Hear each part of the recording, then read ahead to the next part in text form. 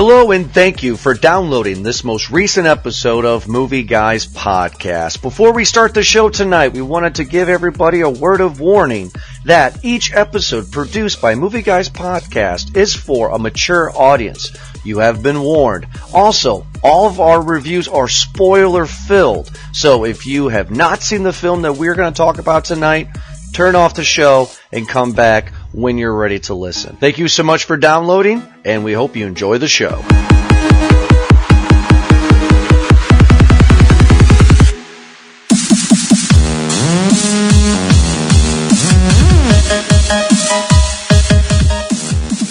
Hello, everybody, and welcome to another awesome episode of Movie Guys Podcast. And tonight we're talking about Pika Pika, right? Detective Pikachu, based on the very popular video game. I am Jordan, and I'm joined here, like always, with Eric and Ed. Eric, how you doing tonight, buddy? I'm catching them all, trying to be the Pokemon best I can be, the very best. Going into this with my detective hat on. Ed, how are you? There you go. Well, you stole the one I was going to use. Yeah, so they were all a little simple, so I thought I'd just put them all up right there. You did. You sure did. Thanks for that. You ruined me.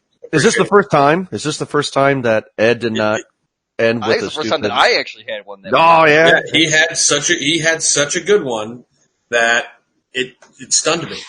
It stunned you, huh? And it was very effective. There's no PP left for this move. That's what my girlfriend says. Nice. Perfect. I'm stunned from seeing this movie. We're talking about Detective Pikachu tonight here, everybody. A movie that I was really kind of excited to see. When they announced it, I was not excited at all. But when they said that Ryan Reynolds was going to play the voice of Pikachu, I'm like, oh, Deadpool's playing Pikachu. All right, this will be fun. Yeah.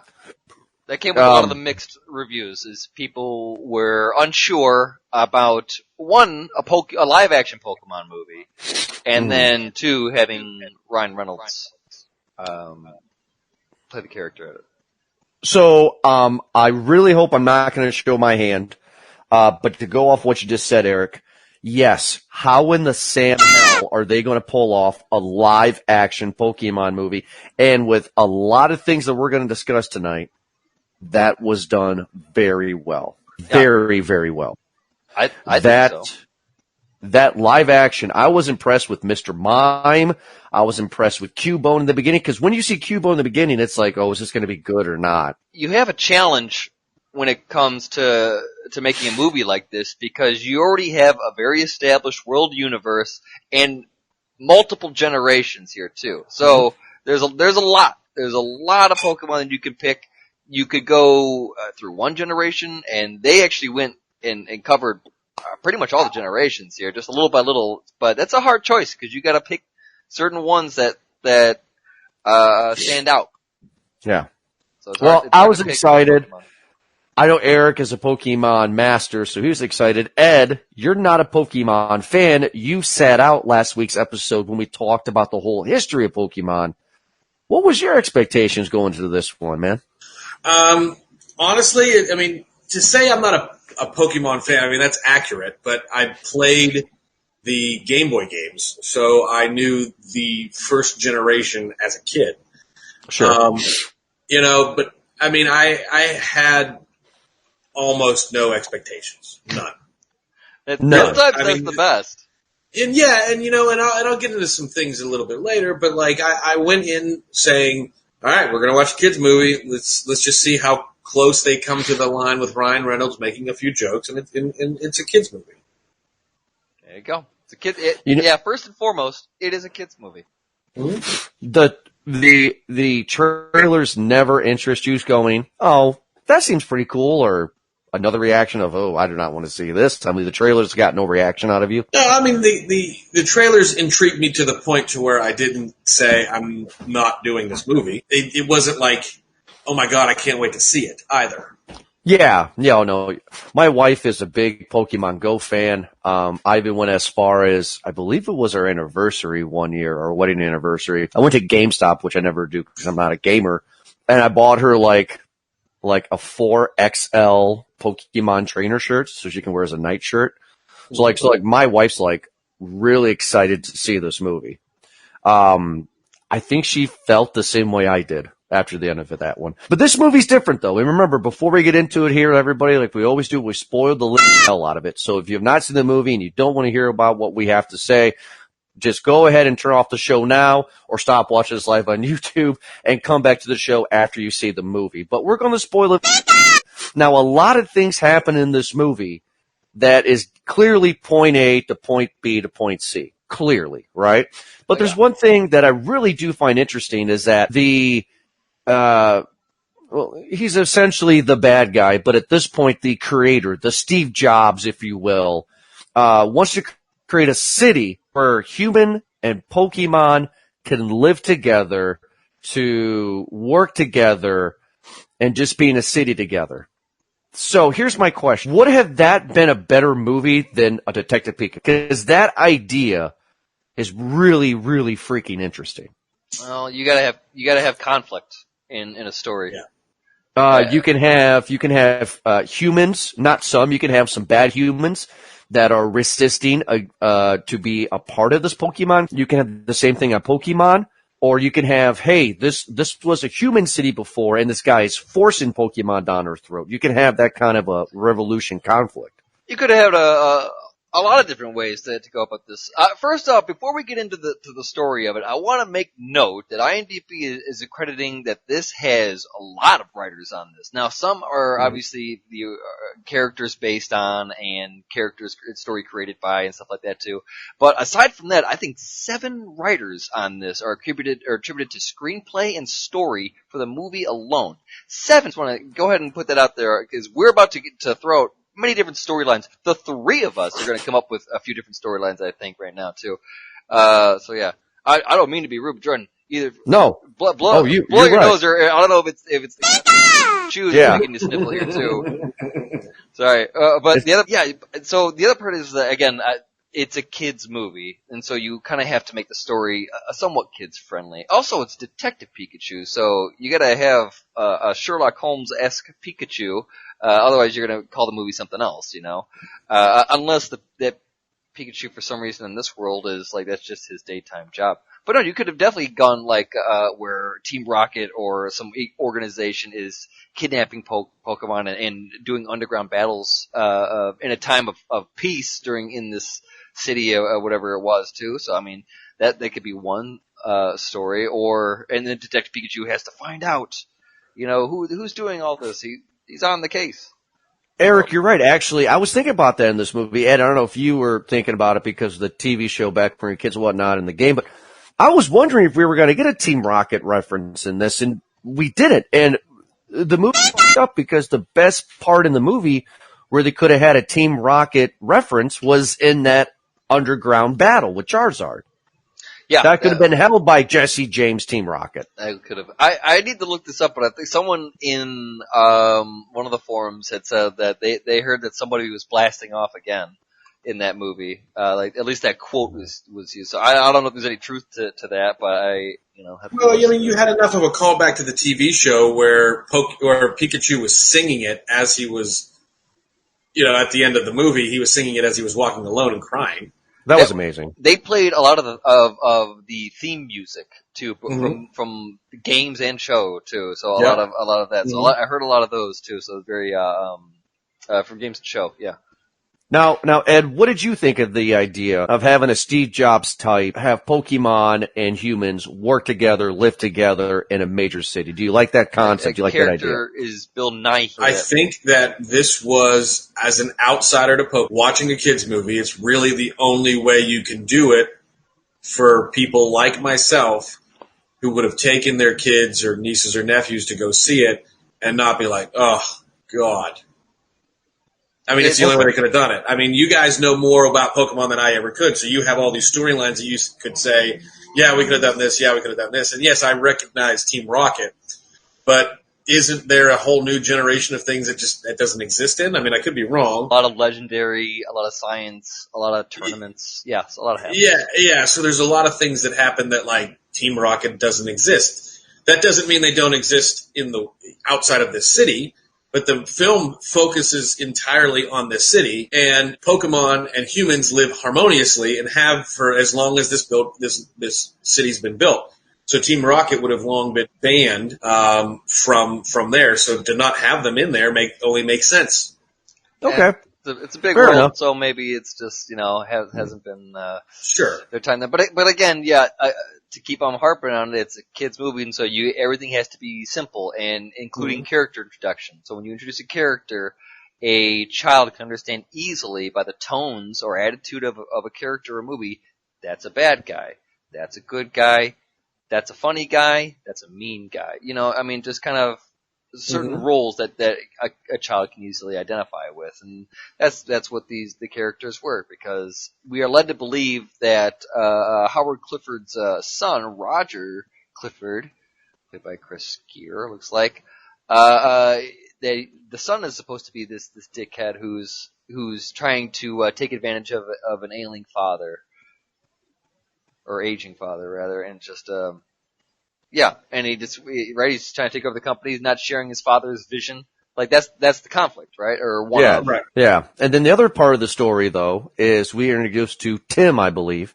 He is our Ash in the movie. He's 21 years old. He lives in another town, and his dad didn't abandon them, but he chose career over his family. And his dad lives in the city, Rhyme City, I believe. And his dad is a detective, and his dad has been murdered. And he goes to the police station in the city, talks to the chief, sees a video of Mewtwo exploding the car. He's going back to his dad's apartment to pick up belongings and all that stuff. But along the way, he gets introduced to a Pikachu. And it's a talking Pikachu that is addicted to Starbucks.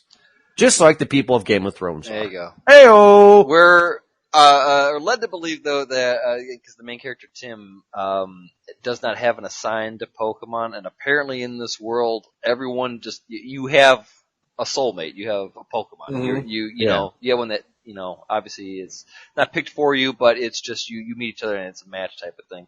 And it's funny because all these other characters in this movie, that's a part of them. Like the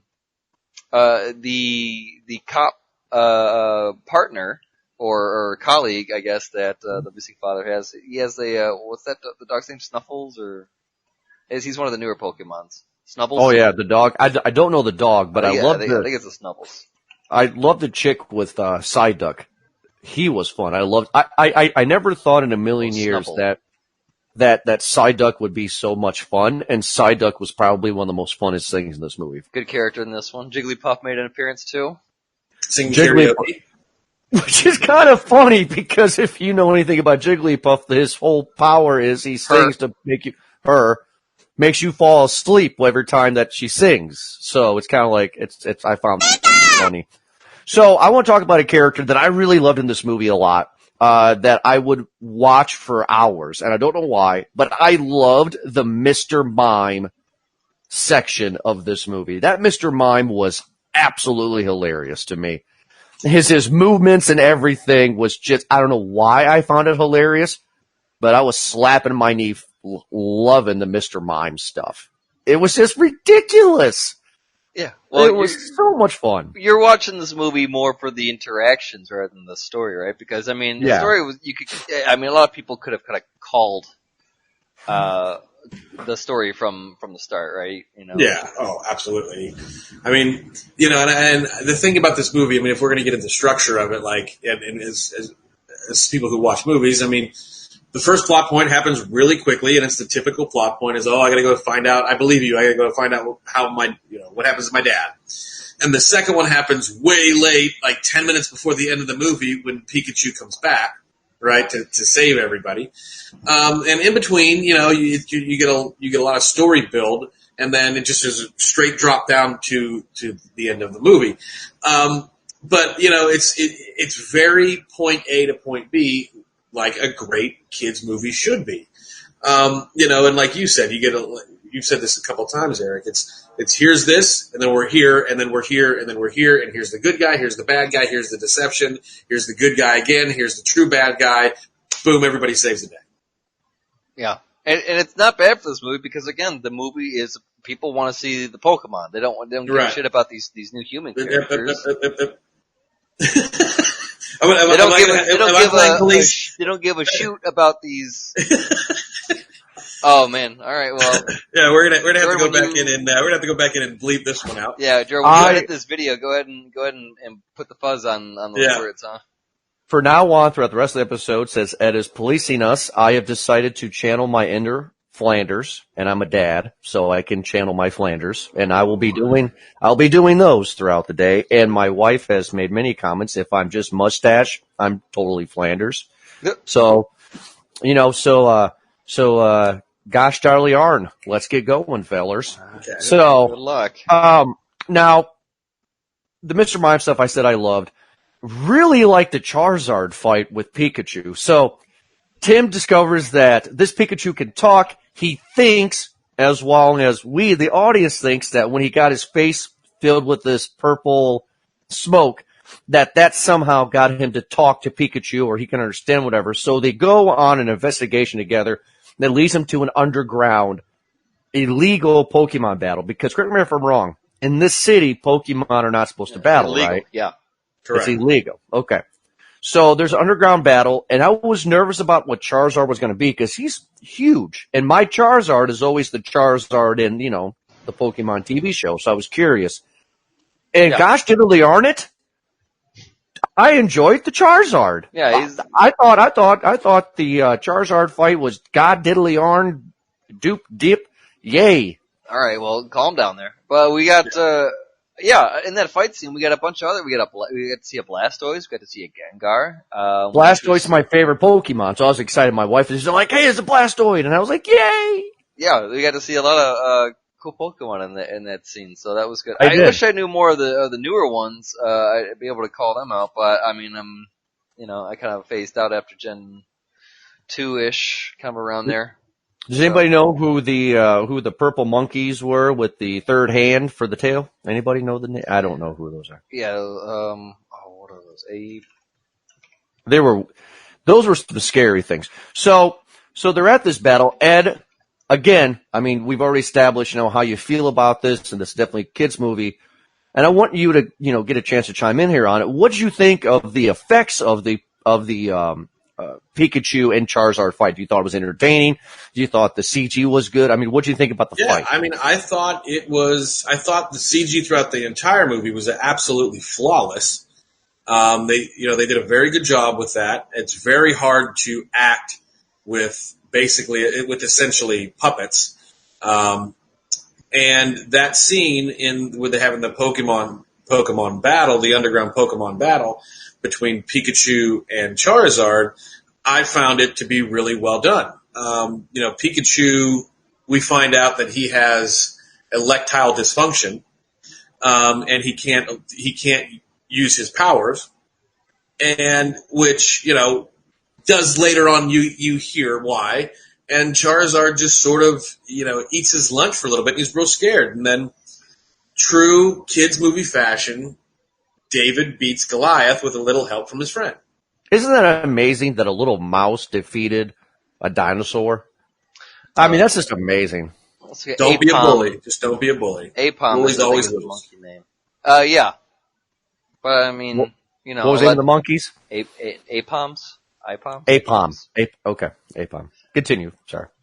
I mean, Pikachu beats Charizard a few times in the show too. I don't know. Yeah, but that's just, it doesn't, anyway. No, I get you. Charizard 9 times out of 10 should be winning that, but, it's a movie, so. It's a movie. So anyway, so they go back to the evil corporation, we're gonna call them Apple, and, the guy's like, "Hey, Clifford," okay, he's in a wheelchair, old guy, An R, by the way, on the vials. Yes, it is. Yeah, an R in the vials. So that could be Team Rocket. Alluding to something, maybe. Right. The Hydra of Pokemon World. Mm. Yeah, no. Oh my God, that'd be great if they like whispered "Hail Team Rocket." That'd be kind of cool. So, but he has a hologram, and he's showing Tim the truth of his father, that Mewtwo and all this stuff, and it's great. Mewtwo looks great in this movie, and he's telling him he has to go to this secret volcano layer to figure out what's going on with these Team Rocket purple vials and Mewtwo and his dad. So him, his new girl, Pikachu and Psyduck make an awesome trip to the to this volcano lair. And Psyduck and Pikachu had a nice little rambling in the background, right, Ed? Yeah, that was absolutely my favorite part of the movie. I actually laughed out loud as a grown-up. I laughed out loud at the interaction between Psyduck and Pikachu because, I forget exactly how it started, but Pikachu, sort of says to what is this, Tim? Tim is the guy? Yep. He says to him, he goes, well, you're not back here you're not back here tied to a car seat with a nuclear bomb. Yeah. And he has to give Psyduck a foot rub. I found myself laughing out loud at that, and I was very proud. That and there was one other adult joke earlier that is then later called back to, when when you feel it in your jellies. Yeah, there you go. Those are the two adult things that I found in this movie that I enjoyed. But the rest of it, again, was a great kids interaction, So I thoroughly loved that scene. So Eric, with you being the Pokemon master here, what exactly is Psyduck's power? What does Pikachu mean when he says he's sitting next to a bomb? Psyduck is the psychic Pokemon, and he evolves into Golduck, which is another. And then again, I think there was another iteration where it evolves even further than that as generations went down. Excuse me. But it's difficult because he always has a headache, as shown in the movie, but he can do a lot of damage. Psywave and confusion, I think, is a big thing. But he can do some big damage. It's just, you know what I mean? You don't know when you're gonna get it. Like it's so when he has a migraine, it's like an atomic bomb goes off, because we see that later in a way, right? Yeah, and they did that in a lot of times in the show too. Dude's always got a headache, and when you freak him out enough, he just pops, and He just pops. You can't control it. I think it says so on somewhere on the card, because all of them have little parts of what Pokemon are, that because of all his psychic energy, is that what it is? He can't control it, and so that's why he has a headache or some shit like that. Or it could be even more of a dumb reason why he has a headache. It's been a while. So I'm not too much of a Pokemon master anymore, I guess, as is shown, but that's what he does. And I thought it was a pretty cool spot to see him blow up like that. He was a great pick. See, I agree with you, but at the time when I saw this movie in the beginning, I was like, again, 1998, Jordan's like, I don't want a Psyduck. Give me a Blastoise, a Venusaur, a Charizard. Give me Hitmonlee. Give me those, like a Psyduck. It's hard to put in a Pokemon for the comic relief, It's right? Either you could do him, what does Team Rocket do? A Wobbuffet, there's these kind of silly Pokemon, that you're gonna need, and it's, Cubone was cute. That was one, cute little thing to have him in there too. Right? And it was cute. Throughout the rest of the movie, I thoroughly enjoyed it. I just couldn't believe it. I think that's maybe the kids thing too, is that you put a cute Pokemon in there so that that, hey, this is the cute, and then the mean looking ones, the bad ones, they're used in the fights. They're used in the underground fights, or they're used as the Mewtwo, or they're used as like the Grey Ninjas when they were going into the facility, and they were the big guys. They were throwing the stars and stuff like that. So those bigger fighting style Pokemon are the ones that are seen to more for those scenes. And then obviously for all the comedic relief and tension breaking, you use the cutesy ones, the Jigglypuffs and the Bulbasaurs and like that. Now, one thing that I got a gripe about here is my wife actually pointed it out to me when we were watching this movie. And I'm bringing her up a lot because I saw this with her and she was excited to see it. A lot of Pokemon did not say their names. A lot. Psyduck did, but there was a lot of Pokemon in the movie that didn't go Char, like Charmander, like you'd always say that name and stuff. They made grunts and noises, but they never really said their names because all they could say in the cartoon. So I was interested in why they chose that route, but it was interesting. It was interesting they chose that route. It might get a little old very quick if every Pokemon had a second screen time to say their name. Yeah, Right. that was going to be my exact point. Is like you can only say that so much without being annoying to the people that are actually paying the bill for this movie. Yep, valid. Yeah, good point. No, I'm not disagreeing. I was just shocked. Yeah. I was shocked. So we find out that Mewtwo was created in the lab.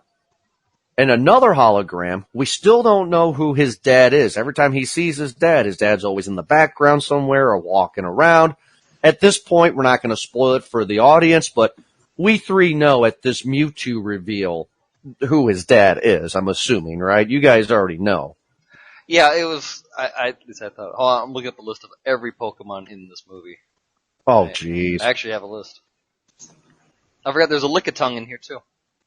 So how many are there now? There were, when I was playing the games, I think there were 152, including Mew and 51. Mewtwo. 151, Yep. including Mew and Mewtwo, which the biggest surprise to me was that, excuse me, outside of Mewtwo not being bad, that Mew wasn't the one who showed up and got him, but apparently now he's an ancient Pokemon. He doesn't actually exist in this world now. Is that what I'm supposed to be hearing? Mew? I'm supposed to understand? Yeah. Mew's always been that. Like he's been like the He's the fabled. most rare. He's the one. Yeah, he was like the fabled, the missing link legendary one. But they had a fossil of Mew, and they turned into Mewtwo in this movie. Yeah. I think I remember having the card because they did in the first they have like fossil Pokemon Kabutops. Yep. Okay. They do have fossil Pokemon, yep. So like they are old, and I think Mew is just one of because I'm pretty sure I had like was it what the hell are those things called the utility card or like the science card or something like that. Shit, what the hell it was? Not energy, not the Pokemon card, but like, oh man, I'm pretty sure I had like a card that was like Artifact Mew or something like that, and it was like in this turn you could, yeah. So it's, Mew's old. Mew's been around. So basically with the Mew thing, Ed, from a casual fan's point of view, going into what I know of the lore to kind of help you out a little bit, there's a lot of stuff I'm going to skip over, so I'll make this very quick for you. Mew was always considered like the greatest Pokemon ever. He was the top dog. He was the Tom Brady of Pokemon, if you will, right? He was just that. Well, after evolution happens and stuff, Mew eventually disappears. That type of Pokemon disappears. They find a fossil, so now they're trying to clone Mew to make a better version of what's already good. And that's where Mewtwo comes into play. There's more to it, but that's the basic reason why you don't see Mew in this movie, because they don't exist. Understood. That's pretty much what it is. So, Psyduck has this awesome blast like we talked about. We really enjoyed that blast, and we go back to the city, and we think we think Collins, the old guy in the chair, is a good guy, but he's really not. He's actually the villain. He's controlling Mew with his brain waves, kind of movies that we've seen 1,000 times before. Kind of remind me of Jim Carrey's Riddler and Batman Forever with the head thing. And his goal is to turn every person into their Pokemon. So their bodies will be gone and their minds will be transformed into their Pokemon. Mm-hmm. Right? That's the goal. That is the goal. Yeah, for whatever reason, yeah. That's what I was going to ask. What was the gosh diddly darn reason? Wasn't his whole thing when he was taking over the Mew that it is the way to achieve perfection? It's the next step in our evolution, or something among like why that is, or like that's why we have the Pokemon, or I don't know. Wasn't that what he was doing? Like it was some sort of like. He said a lot of stuff. I just didn't know. There was a big soapbox moment there. Yeah, I just didn't get it. Yeah, I think that's what it was. But again, kids movie. I'm writing off the story to be very simple, just for that too. I think again because no one really cared what the story was going to be. You came to see one thing. and that's just what it is. So the story was, eye rolly, I guess at best, and type of thing. It's cute, in parts and everything, anything like that. But yeah, for this person to be motivated for such peace, you know what I mean? Like he did, he lived long enough to become the villain. Like he made this awesome city. Everyone's living happy and doing this thing. Machamps are guiding traffic. Snorlax sleeping in the street. Like things are happening, and he's just like, you know what? No, not enough. In order to achieve the next step of everything, we just gotta. It's just like it didn't really make sense. But again, you need to have a bad guy, and that's what you got. You got that's your Giovanni right there. So now, one more question I have for you, Eric, about Pokemon lore, and I don't mean to bore Ed with this one, but the Ditto, the pink sludge slime Pokemon, I don't ever remember that a Ditto can turn into a human form. Is that something made up for the movie, or is that something that's actually legit in the world of Pokemon? I thought it could just do. I thought its move was to attempt to copy a move, not turn into something. But so in that's the show, made up. Well, in the show, they started doing it. In the game, it's that he can copy a move. I'm quite sure. But in the show, they started to do, replicate Pokemon images, and I don't think they were able to do. Oh, maybe they did in one of those shows, actually. And again, everything. I'm pretty sure Ditto, since then, if I'm not mistaken, can turn into anything that it or attempts to see. I don't know. Is that what it was? It's been a while, but I know originally it was just he was supposed to just copy Ditto a move. But the legend is that he was. Was that what you were getting into about where his origin was coming from? Yeah, he was because the fan theory, Ed, of that pink slime Pokemon at the end that was that henchwoman. Mm-hmm. The reason why that Pokemon exists, according to fan theories, is because that was failed experiments to clone Mew. That's why that Pokemon exists. Oh, yeah, that's on it. Ed's like, oh, okay, that's awesome. I'm going to go out and I'm downloading Pokemon Go now, Ed's saying. He's ready to go. We're going to make the trip to Pennsylvania tonight for the show, and we're going to hunt Pokemon. No. We're not doing this? We're not? Okay. No. Look, I just want to, here's what I want to say. All right, I'm going to give my popcorn rating in here when I do this. Okay, so this movie is, as an adult that only sort of has a little bit of knowledge of Pokemon. I was not excited. It didn't matter anything to me. This movie at all whatsoever. Its existence meant nothing to my existence. Okay, but as I'm watching it, the hour and a half that I'm watching it, I'm literally thinking like, this actually isn't that bad of a kid's movie. I mean, I've seen kids movies that have attempted adult humor that didn't work. I've seen kids movies that are just straight kids movies that like subliminally are adult themed and they're just awful. This is a kids movie that is just straight a kids movie. There's no ifs, ands, or buts about it. And it flows very well for a kids movie. The only filmmaking gripes that I have are as a film critic watching a film that have nothing to do with kids movies. It's, you just turned it off. Fair enough. I'm giving this movie, in all fairness, I'm giving this movie a medium bag. All right, fine. Well, medium bag from Ed. That's not too bad.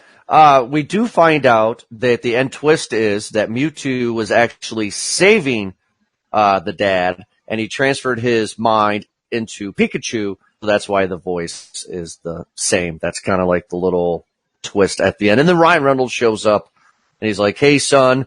And then my wife and I were like, but he's 21. Is Ryan Reynolds old enough to be the dad? So anyway, it doesn't matter. So, Eric, what will be your popcorn rating then for Detective Pikachu?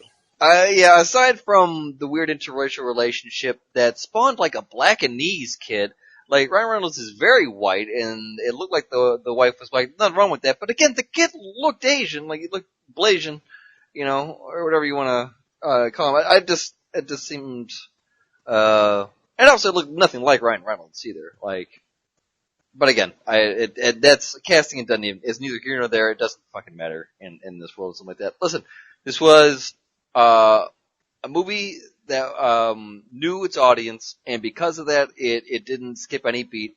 Every part of it was entertaining. It knew how to pace itself.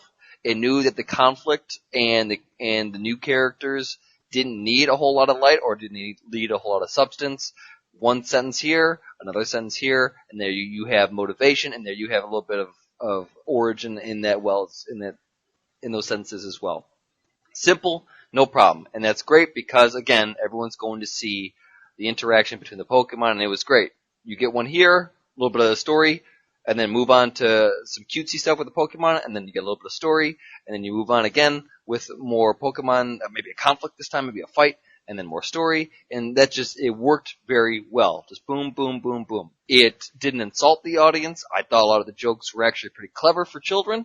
They weren't too simple like a Lego movie. Like a lot of those humors, I think for kids is just dumbing America. This was witty humor because you had situations, where you had to read the room and the language. They lit a Mr. Mime on fire, like I think that you had to be sharp to kind of pick that up, at least as a kid. Mm-hmm. I enjoyed this movie. I think that again, it didn't go out of its element. I would actually give this a large bag. I didn't think it was a great movie. I'd give it a large bag just because they set up a very good world in this movie. And I am anxious to see more of this. The CGI, and they look great. The way that the Pokemon interacted was great. Again, story, conflict, and everything else is simple. It didn't need to be anything more though. So I'm giving this a large bag just because it just followed the rules, man. Like it worked. That's plain and simple. I had a good time with this. Is it the greatest? No. Is it whatever the hell? No. But it was fun, and I would definitely buy another ticket to go see something in that same area. This movie for me is going to fall in the next 20 years as a great nostalgia trip for the younger generation, like it has fallen for our age now as a great nostalgia trip. You guys have said some great points tonight about how this is a kid's movie, blah, blah, blah, blah, blah, and you guys are totally right on that. All three of us come in a different way of looking at a movie, so I did have my movie guy's goggles on for this, and that made it a chore to watch. Sure. But I'm giving this one a medium bag, because if I ever feel like in the mood for some good old-fashioned Pokemon, then this is what I'm going to go to. Screw the show.